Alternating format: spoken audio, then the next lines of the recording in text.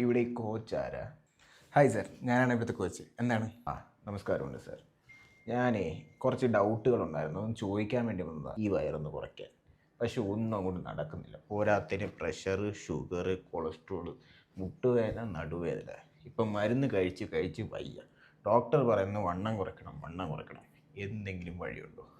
ഇതിപ്പോൾ പ്രസവിക്കുമെന്ന് പറഞ്ഞ രീതിക്കുക. Okay sir, ഇതിനു മുമ്പ് ഇതിനുള്ള ട്രെയിനിങ് പ്രോഗ്രാമോ ഡയറ്റോ അങ്ങനത്തെ കാര്യങ്ങൾ എന്തെങ്കിലും ചെയ്തിട്ടുണ്ടോ? കൺസൾട്ടേഷൻ വല്ലതും ചെയ്തിട്ടുണ്ടോ ഇതിനു മുമ്പ്? ഞാൻ ഈ യൂട്യൂബ് നോക്കി പലതരം ഡയറ്റുകൾ ട്രൈ ചെയ്ത് നോക്കി, ഒന്നും അങ്ങോട്ട് വർക്കൗട്ട് ആവുന്നില്ല. യൂട്യൂബ് നോക്കി ഈ രാവിലെ എണീച്ച് ചൂടുവെള്ളത്തിനകത്ത് നാരങ്ങ പിഴിഞ്ഞ് വെച്ച് കുറച്ച് തേനും കൂടി വെച്ചിട്ട് കലയിൽ കുടിച്ച് കഴിഞ്ഞാൽ ഫാറ്റ് ലോസ് ഉണ്ടാകുന്ന പറഞ്ഞ വീഡിയോ ആണോ? യൂട്യൂബിൽ നോക്കി ഞാൻ രാവിലെ എണീറ്റ് ചൂടുവെള്ളത്തിൽ നാരങ്ങ പിഴിഞ്ഞടിച്ച് കുടിച്ചു. കുറേ നാരങ്ങ ചിലവായെന്നല്ലാതെ എൻ്റെ വയറിന് ഒരു മാറ്റമില്ല. പിന്നെ ഞാൻ രാവിലെ ഓട്സ് കഴിച്ചു നോക്കി. ഒരു പ്ലേറ്റ് ഓട്സ് മാത്രം രാവിലെ കഴിച്ചു. പിന്നെ രാത്രി ആയപ്പോഴത്തേക്ക് ഞാൻ സലാഡ് കഴിച്ചു നോക്കി.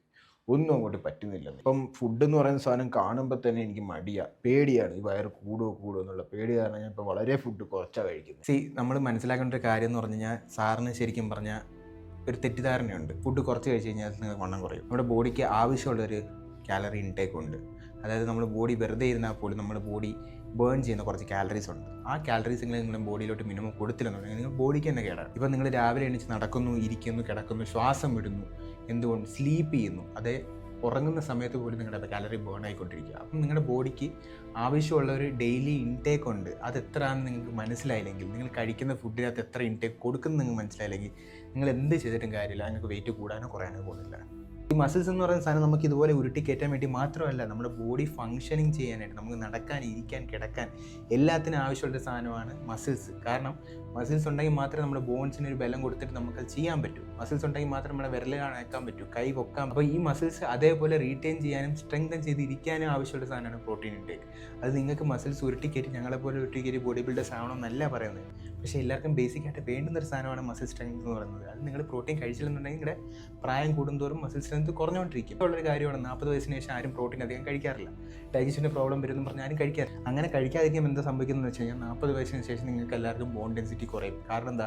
ബോഡിക്ക് ആവശ്യമുള്ള ന്യൂട്രീഷൻ നിങ്ങൾക്ക് ബേസിക് ആയിട്ടുള്ള ബോണിനകത്തുണ്ട്. അത് അവിടെ നിന്ന് എടുത്തു തുടങ്ങും.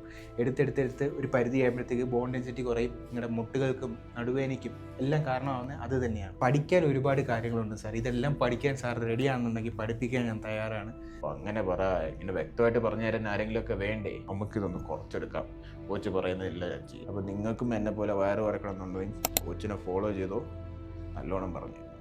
അപ്പോൾ ശരിയപ്പോൾ കോച്ചേ, നാളെ കാണാം.